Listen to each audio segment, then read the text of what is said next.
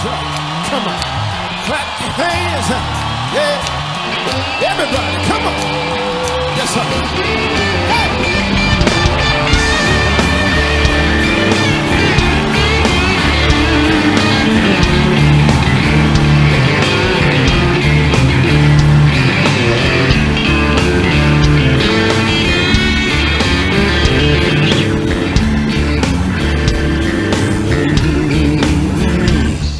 Со Стивеном Сигалом и Брюсом Уиллисом связаны истории о самых крутых парнях кинематографа. Эта парочка в первую очередь известна нам как звезды боевиков, и немногие знают, что Стивен Сигал и Брюс Уиллис не только спасают мир в своих фильмах, но также проповедуют блюз. И сегодня я предлагаю выяснить, чей блюз круче. К личности и ролям Стивена Сигала у людей отношение разное. Кто-то до сих пор считает его одним из самых крутых парней по обе стороны экрана, а кто-то с грустью думает о его кинокарьере, которая привела его с вершины славы в вязкое болото. А некоторые вспоминают Сигала как музыканта, потому что, не поверите, Стивен поет и играет на гитаре. И получается это у него, по мнению многих, гораздо лучше, чем игра в кино в последние десятилетия. На вопросы, почему именно был выбран блюз, Сигал отвечал, что его воспитание проходило на блюзе, он рос вместе с ним. Музыкальная жизнь Стивена началась раньше, чем карьера актера. Свою первую гитару он получил в 12 лет и с того же возраста играет блюз. Стивен давно уже дружит со многими музыкантами. По утверждениям актера, кино для него является лишь хобби и источником дохода, а вот музыка, наоборот, выступает главным занятием жизни.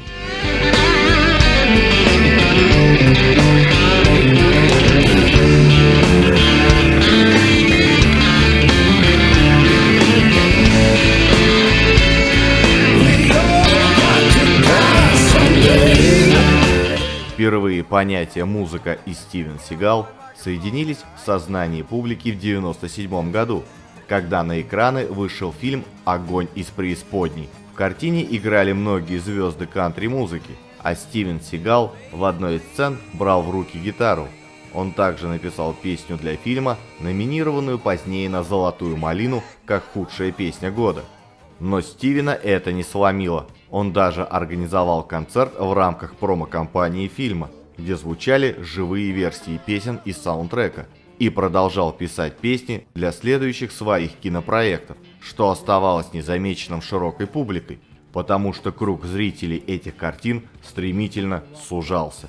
А в 2005 году вышел первый альбом «Песни из хрустальной пещеры», представлявший собой вполне приличный набор песен, смесь блюза, рока и поп-музыки. Стивен указан в выходных данных диска как вокалист, гитарист, ударник и перкуссионист. Многие из песен отражают эзотерическую, буддистскую и спиритуалистическую позицию Сигала. Можно критиковать его за некоторый перебор с аранжировками и со смещением стилей, но оказалось, что Сигал действительно умеет играть на гитаре, а также обладает определенными вокальными данными, особенно если иметь в виду его немногословие на экране.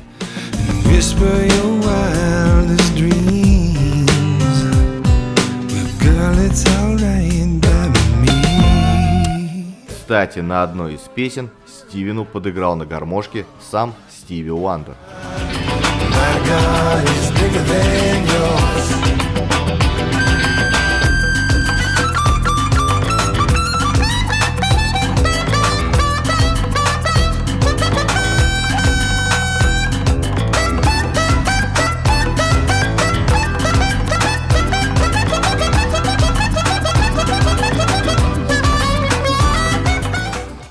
Альбом был очень хорошо принят в США. Правда, ушлые музыковеды не преминули покопаться и найти в творчестве Стивена и его группы Thunderbox множество заимствований из великих блюзовых композиций титулованных мастеров жанра. Но вердикт оказался все-таки более чем благосклонным. Это больше, чем можно было ожидать.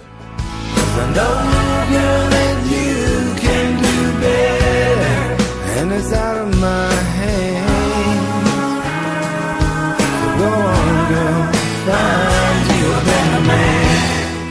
2006 году Сигал выпустил второй альбом «Жрец Моджо», который был гораздо ближе к блюзу, чем поп-стилю. И с тех пор он регулярно выступает с концертами, демонстрируя свои музыкальные таланты, так же как мастерство айкидо. На альбоме Сигал делает классический, меланхоличный, качественный блюз.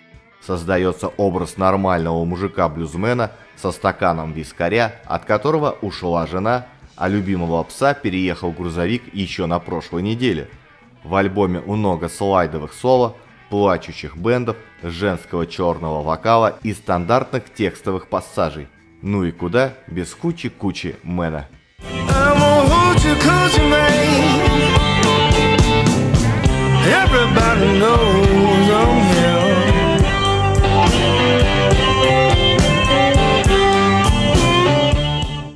Надо отметить, что альбом был на 90% авторским творением.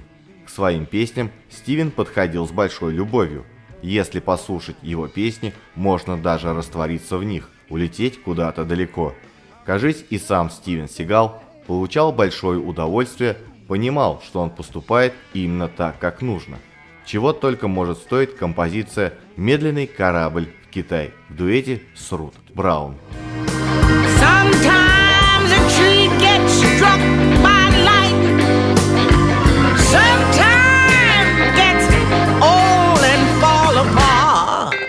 Сейчас у Сигала одна из самых полных в мире исторических коллекций блюзовых гитар. В тихом лесистом каньоне, удаленном от шума близлежащего Голливуда, расположено скрытое от лишних глаз убежище, этакая Шангри-Ла, принадлежащая Стивену Сигалу.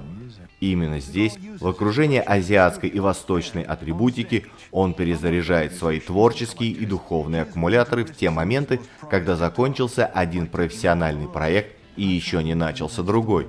Здесь же он оказывает приемы заезжим знатокам-паломникам, готовым лицезреть коллекцию, ставшую со временем настоящим музеем блюзовой гитары. На фоне богатой орнаментом персидской мебели, роскошных гобеленов и паласов, привезенных с Дальнего Востока, стоят стенки классических маршалов и футляры с сокровищами. В этих кофрах хранятся легендарные инструменты иконы американских кингов-королей блюза Фредди, Биби и Альберта. Такова эклектичная и при этом демократичная мозаика мира Сигала, вобравшего в себя элементы разных культур. Сигал снискал трепетное уважение и безоговорочный авторитет среди поклонников блюза благодаря своему бережному отношению к этим классическим американским электрическим псам, которых в свое время приручили такие легендарные исполнители, как вышеуказанные Кинги, Бо Дидли, Стиви Рэй Вон, Бадди Гай и многие другие. Но в отличие от своих самовлюбленных коллег по киноиндустрии, у Стивена слово сходится с делом, и он не жалеет ни времени, ни сил, ни ресурсов на поиски и восстановление бесчисленных нежно плачущих предметов старины. Как говорил Стивен, эти гитары многое могут рассказать. Их берешь в руки, и они сами начинают играть. В них величие духа. В особенности это касается Гибсона. Из них просто брызжет жизненная энергия.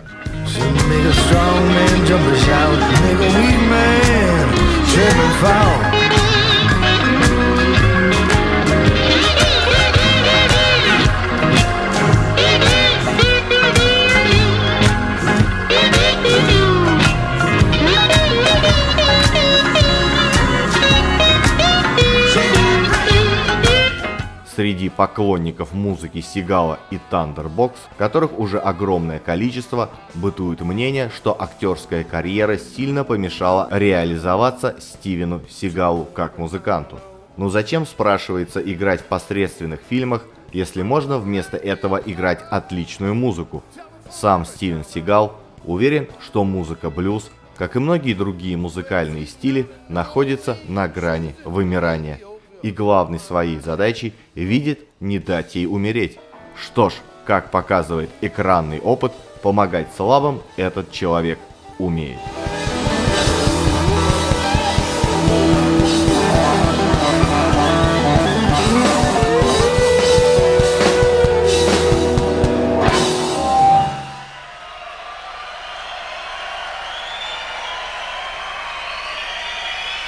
Thank you.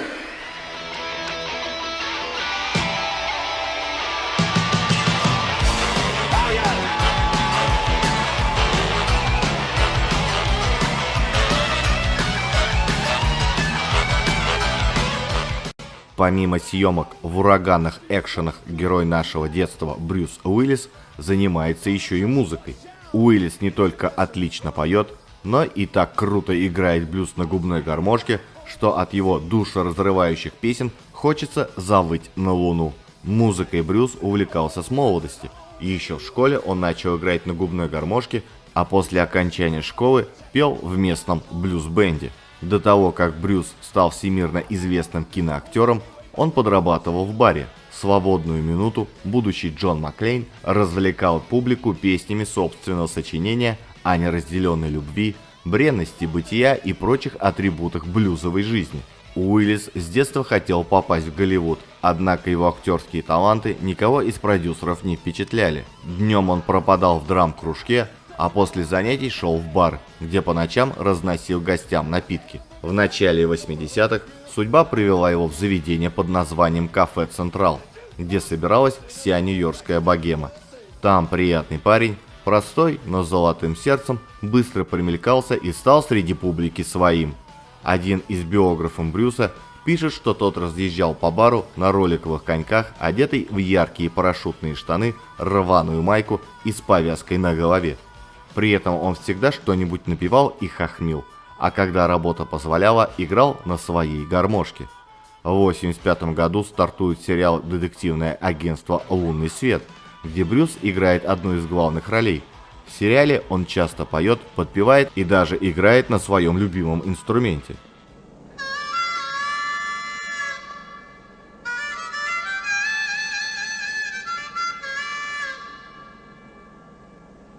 Some echo. What? Some echo. Когда актерская карьера Уиллиса пошла в гору и появилось время и средства, он основал собственную группу Bruce Willis and the Accelerators. Репертуар проекта в основном ремейки хитов 50-х, 60-х годов. Актер всегда с удовольствием выступал как музыкант. Кстати, он играет блокировкой языком на обычных хоноровских маринках, не делая культа из инструмента, и гармошки свои после выступления зачастую раздаривает публике. Микрофоны тоже самые различные, от классической пули до обычных вокальников. В 1987-м Брюс записывает свой первый студийный альбом «Возвращение Бруно», созданный как саундтрек к одноименному псевдодокументальному фильму. Он был записан с участием таких мастеров, как Букер Т. Джонс и Temptations, и даже побывал в хит-парадах. Не весь альбом, конечно, а сингл «Respect Yourself». 5-е место в национальном параде США – это вам не сушки сушить. С этого момента Брюс становится действительно известным певцом.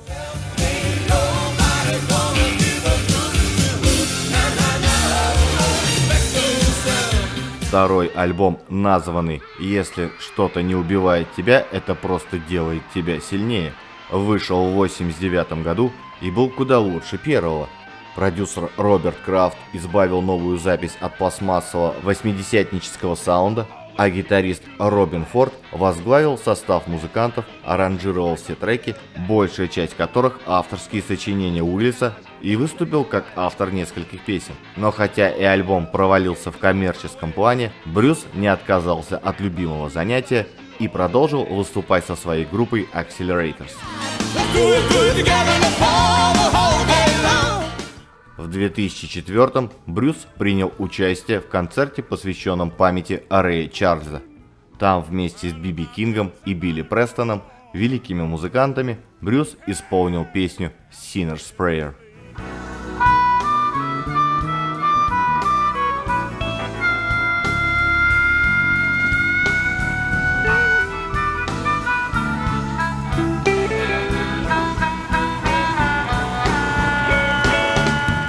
Не сказать, что Уиллис сделал в блюзе какие-то открытия, но музыкант он превосходный, артистичен, голос интонационно очень богат, и самое главное, он постоянно практикуется. Несмотря на то, что за последние годы к двум его альбомам не прибавились ни третий, ни четвертый, состав Брюс Уиллис Блюз Бэнд вплоть до конца 2000-х время от времени выезжал на гастроли, но в основном по благотворительным поводам. Среди них важное место занимали поездки в действующие части армии США. Один из таких концертов состоялся в Ираке для поддержания боевого духа американских солдат. Концерт прошел в походных условиях, площадкой для выступления стали кузова армейских грузовиков. Сотни военнослужащих слушали рок-н-ролл и блюз, сидя на крышах вертолетов, и были в полном восторге от исполнения композиции и пения Брюса Уиллиса.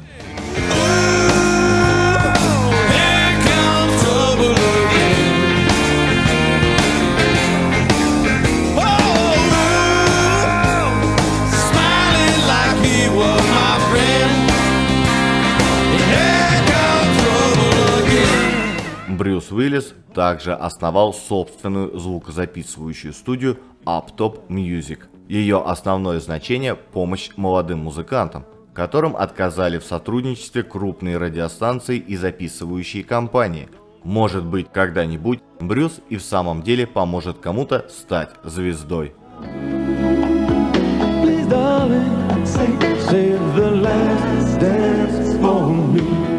Тоже до новых альбомов, то ждать их, видимо, не приходится.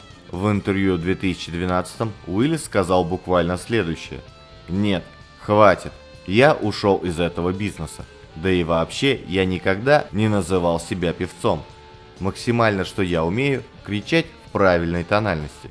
И, конечно же, он лукавит, потому что его музыкальное хобби могло бы стать профессией. Об этом не раз говорил частый партнер Уиллиса по сцене Би Кинг. А мнением такого человека пренебречь никак нельзя. Только представьте, насколько круче получился бы крепкий орешек, если бы Джон Маклейн в перерывах между уничтожениями террористов наигрывал бы на губной гармонике. Сегодня Уиллис чаще появляется в плохих фильмах, чем в хороших. Лучшее, что можно сейчас сделать, это включить его блюз, плеснуть себе бурбона и наслаждаться крутостью крепкого орешка, рвущего душу надрывными песнями с диким воем губной гармошки.